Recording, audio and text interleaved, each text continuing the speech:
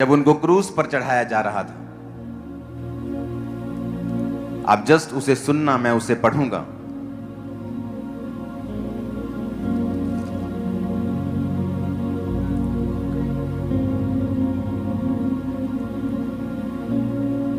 तो मत्ती 27 उसकी 45 में लिखा है, दोपहर से लेकर तीसरे पहर तक उस सारे देश में अंधेरा छाया रहा।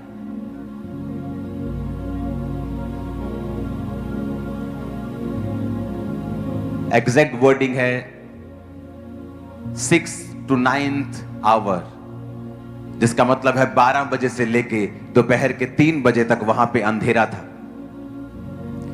अगर आप हिस्ट्री पढ़े तो जो पास ओवर जो त्योहार मनाते थे वो लैम्ब कुर्बान करने का, उस समय फुल मून होता था, यानी जो चंद्रमा होता था वो पूरा होता था, गोल पूरा कंप्लीट।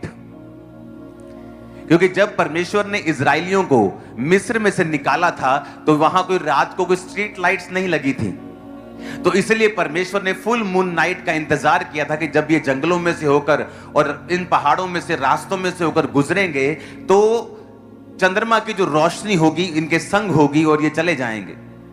तो जो पास ओवर का त्योहार होता था वो हमेशा फुल मून में होता था, उस समय चंद्रमा पूरा होता था। लेकिन यहां पे लिखा है कि जब 12 बजे से लेकर 3 बजे तक जब प्रभु यीशु मसीह क्रॉस के ऊपर थे तो पूरे देश में अंधेरा छाया रहा। और साइंस बताती है कि आज तक सबसे बड़ा चंद्र ग्रहण, जो कंप्लीट चंद्र ग्रहण है, वो 1 घंटे और 47 मिनट का रहा है। और सूर्य ग्रहण सिर्फ कुछ ही मिनटों का होता है, 7-8 मिनटों का होता है, लंबा नहीं होता। लेकिन साइंस यह भी बताती है कि फुल जब मून होता है तो इट इज नियरली इम्पॉसिबल कि उस समय अंधेरा हो जाए इस दुनिया में। लेकिन वचन कहता है, और हिस्ट्री की किताबें, वो किताबें जो क्रिश्चियंस लोगों ने नहीं लिखी हैं, वो भी उस टाइमलाइन के हिसाब से बताते हैं कि उस समय चंद्रमा पूरा था, लेकिन फिर भी उस देश में 3 घंटे तक अंधेरा छाया रहा। मैंने आपको कल बताया था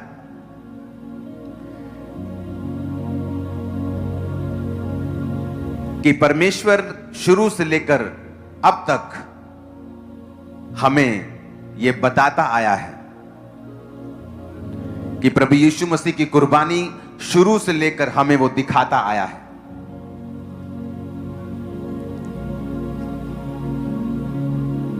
वचन कहता है कि जब 3 दिन रात अंधेरा छाया रहा था मिस्र के ऊपर, और वचन कहता है 3 दिन रात वो कुछ भी देख नहीं पाए थे। ऐसा क्यों? 3 दिन रात वो क्यों नहीं देख पाए?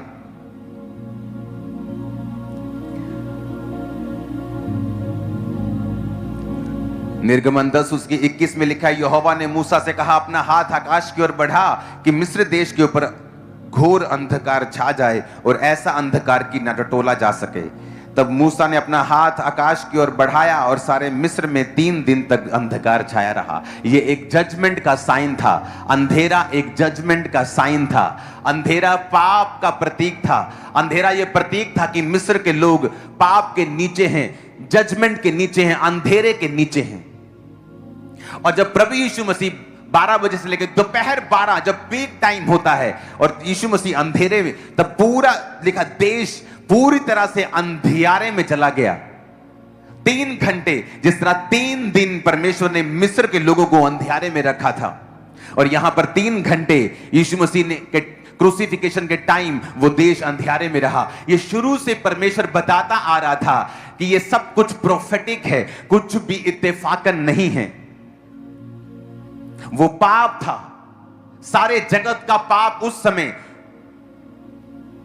वचन बताता है कि पूरे जगत का पाप उस समय प्रभु यीशु मसीह अपने ऊपर ले रहे थे।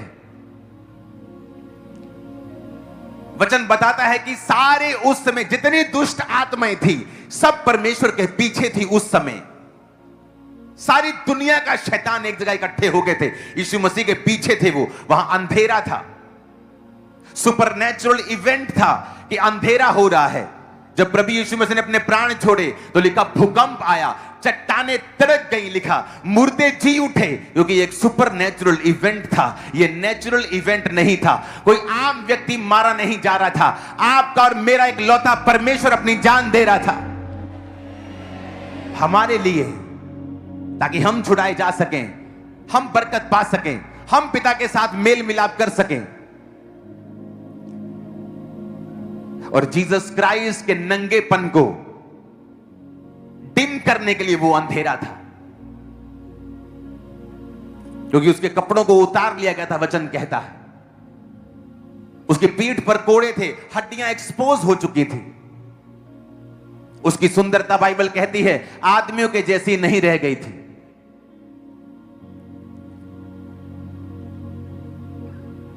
और वचन कहता है कि बहुत जल्दी दे दिया आपने, थैंक यू। और वचन कहता है कि उस समय 3 घंटे अंधेरा छाया रहा। कब? शाम के समय नहीं, सुबह सुबह नहीं, दोपहर 12 पीक टाइम से 3 बजे तक। और लिखा जब ऐसा हुआ, जब जीसस ने अपने प्राण छोड़े, चट्टाने तिड़क गई, भूकंप हुआ, आराधनालय का पर्दा फट गया, तो लोगों ने सचमुच कहा कि सचमुच ये परमेश्वर का पुत्र था। क्योंकि ऐसा तो कभी नहीं हुआ। रोज फांसी होती है लोगों को देश में, रोज क्रूज पर चढ़ते हैं लोग, ऐसा तो पहले कभी नहीं देखा हमने कि अंधेरा छा जाए। आज तो चंद्र ग्रहण भी नहीं, आज तो सूर्य ग्रहण भी नहीं है, कोई बारिश वाला माहौल भी नहीं है,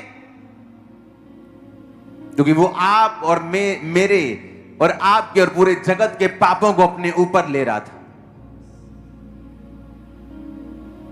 आज इंसान जाति के पास कोई इलाज नहीं है चीजों का, अपने दुखों का, अपने बोझ का, अपने डिप्रेशन का, अपनी बीमारियों का, अपने कर्ज का, अपने श्रापों का। और यीशु मसीह ने कहा अपने वचन में, जो काठ पे लटकाया जाता है वो श्रापित है। अब्राहम ने अपने पुत्र इसहाक को लिया और लकड़ी को उस पर लाद दिया। आसान नहीं किया, इसहाक के ऊपर लकड़ी को लादा और इसहाक अपने ही बलिदान की लकड़ी को लेके पहाड़ पर चढ़ा। कोई गधे ने उसका साथ नहीं दिया, कोई घोड़े ने उसका साथ नहीं दिया। उसी तरह लिखा खुदा बाप ने आपके और मेरे गुनाहों का बोझ, सारा बोझ यीशु मसीह के ऊपर लाद दिया, और वो उस बोझ को लेके उस पहाड़ी के ऊपर चढ़ा। और लिखा 12 से 3 बजे तक अंधेरा छाया रहा। जिस तरह वो अंधेरा मिस्र के समय था कि इतना अंधेरा था कि लोग एक दूसरे को देख नहीं पा रहे थे, टटोल रहे थे, एक दूसरे को टटोल टटोल के बात कर रहे थे। लेकिन लिखा इस्राएलियों की बस्ती में अंधेरा नहीं हुआ, उजाला रहा।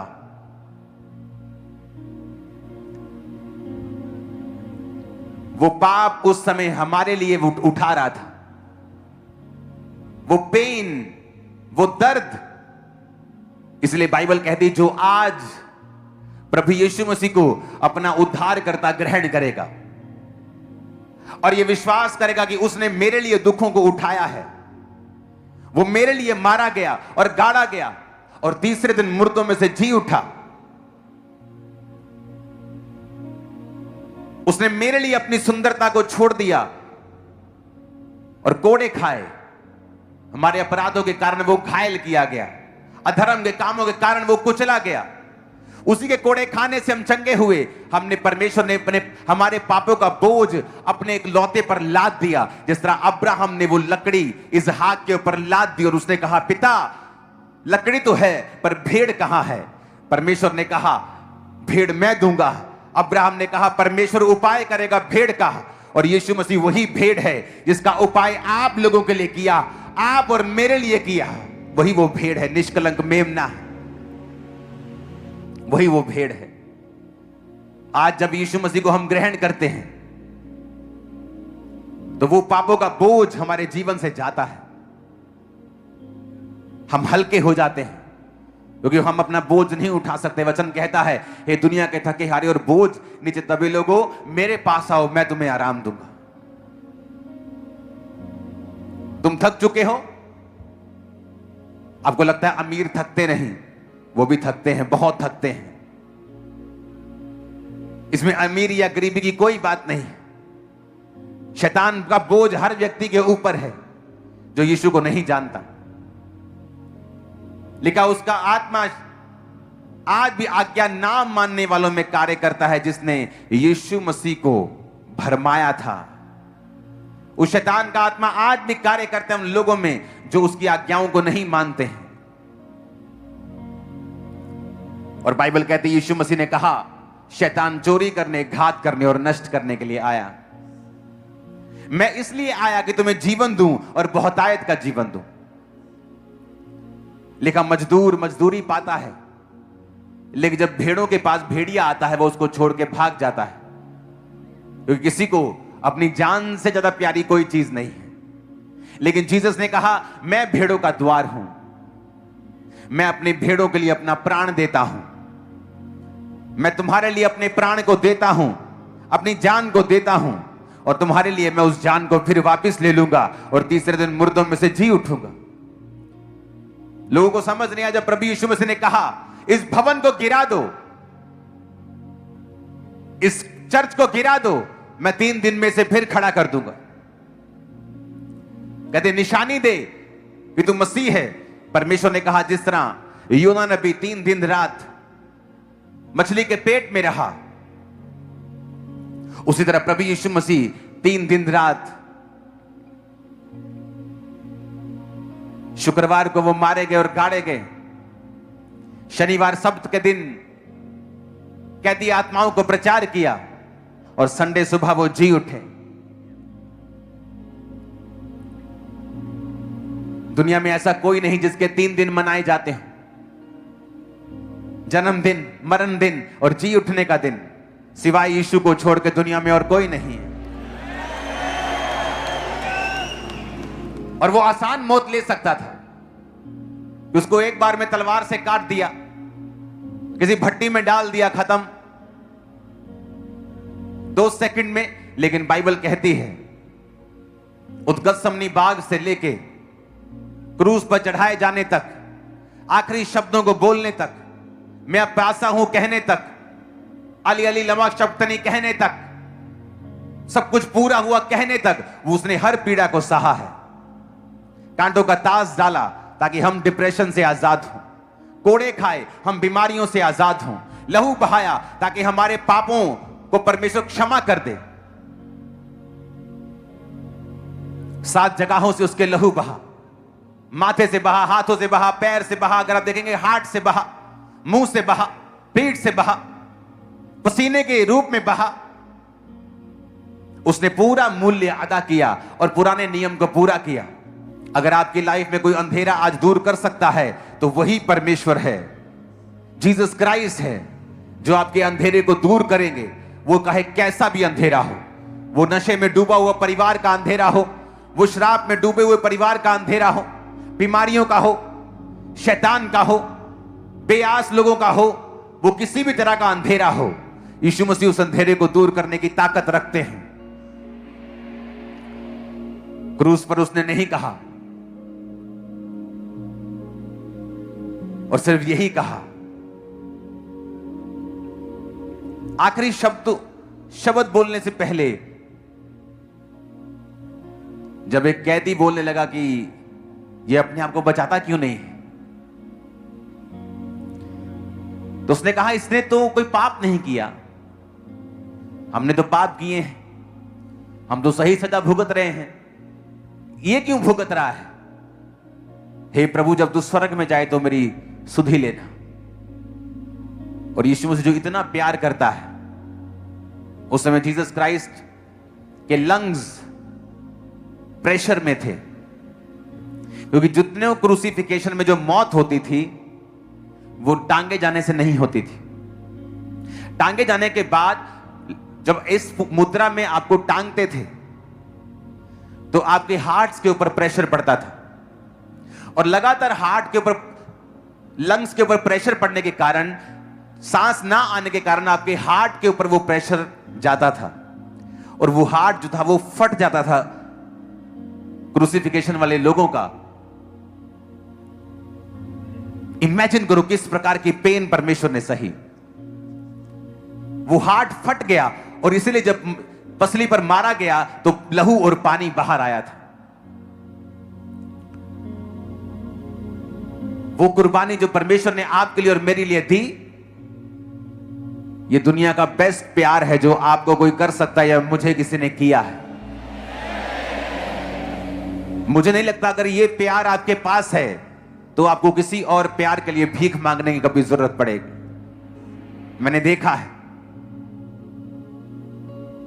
बच्चों को माता पिता से भीख मांगते हुए प्यार की, माता पिता को बच्चों से भीख मांगते हुए प्यार की, पत्नी को भीख मांगते हुए अपने पति से प्यार की, पति को भीख मांगते हुए पत्नी से अपने प्यार की, दोस्त से भीख मांगते हुए, बेस्ट फ्रेंड से भीख मांगते हुए प्यार, तो मुझे प्यार किया कर। जिस दिन आप जीसस क्राइस्ट के प्यार को समझ जाते हैं और उससे पहला प्यार करने लगते हैं, दुनिया आपके पीछे आपको प्यार करने लगती है। मैं आपको बता रहा हूं, पहले रिजेक्शन आती है लेकिन उसके बाद एक बड़ी टेस्टिमनी आती है। आप इस जब मूवी को देखते हैं सारे पाप निकल जाते हैं लाइफ से। आदमी सोचता मैं किन चक्करों में पड़ा हूं, खुदा ने क्या कर दिया और मैं क्या कर रहा हूं। हालेलुया।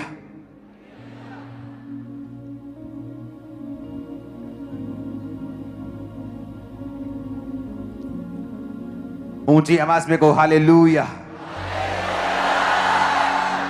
बाइबल कहती है उसने बरअब्बा को छोड़ दिया।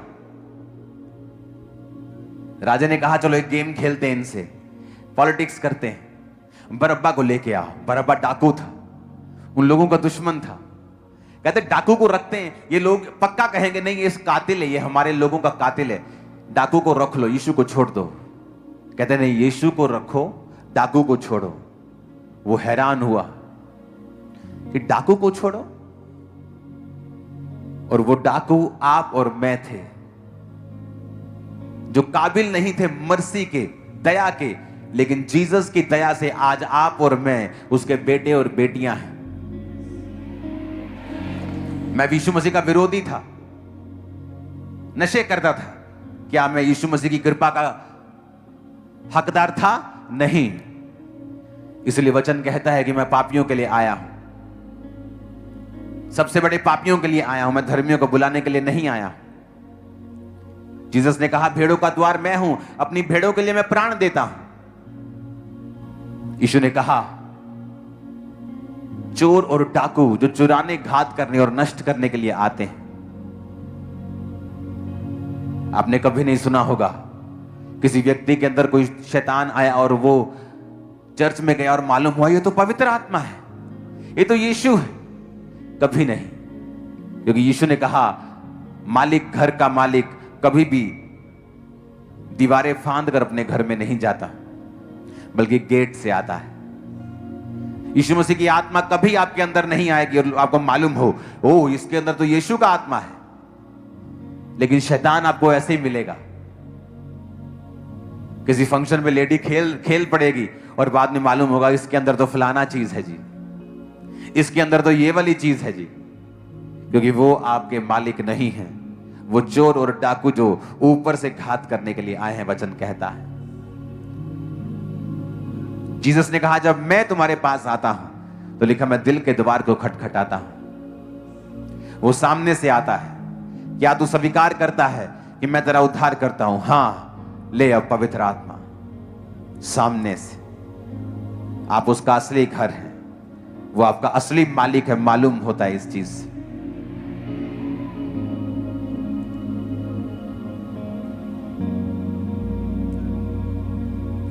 आप उसका असली घर है, वो आपका असली मालिक है।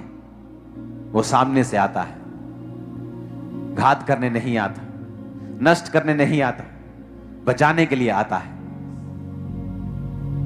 अपने दोनों हाथों को उठा के बोलो यीशु मेरा जीवन आपका है,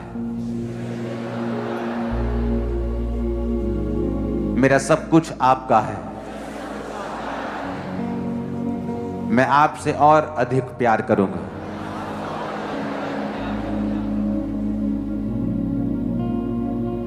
मैं आपके हुक्मों के ऊपर चलूंगा।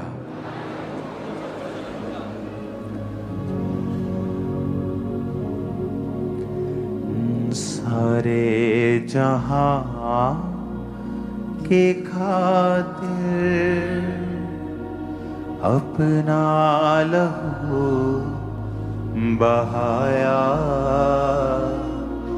सारे जहां के खातिर अपना लहू बहाया।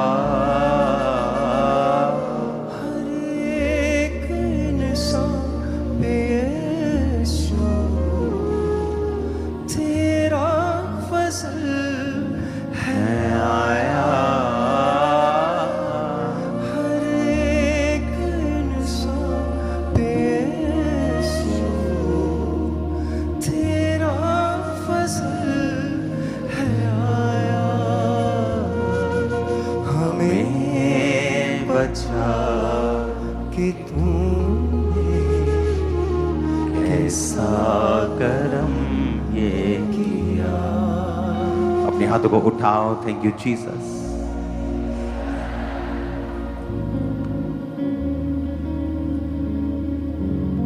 उस स्वीट को ले लो। आपके पास है? सबके पास? सब ले लो, थोड़ा थोड़ा थोड़ा थोड़ा। नहीं है सबके पास? Okay wait. खुदा बाप, इस मीठे के ऊपर तेरा अनुग्रह हो। तूने कड़वा घूंट पिया था क्रूस के ऊपर, पित्त मिलाया हुआ दाखरस। अपने हाथों को उठाओ। कहते हैं जी इसको पित्त हो गया, इसको अंदर इसके पित्त दोष, कड़वा हो जाता है इसका मुंह, इसकी बॉडी हीट छोड़ती है, कड़वा हो रहता है मुंह इसका। कड़वा दाखरस, कड़वा सिरका।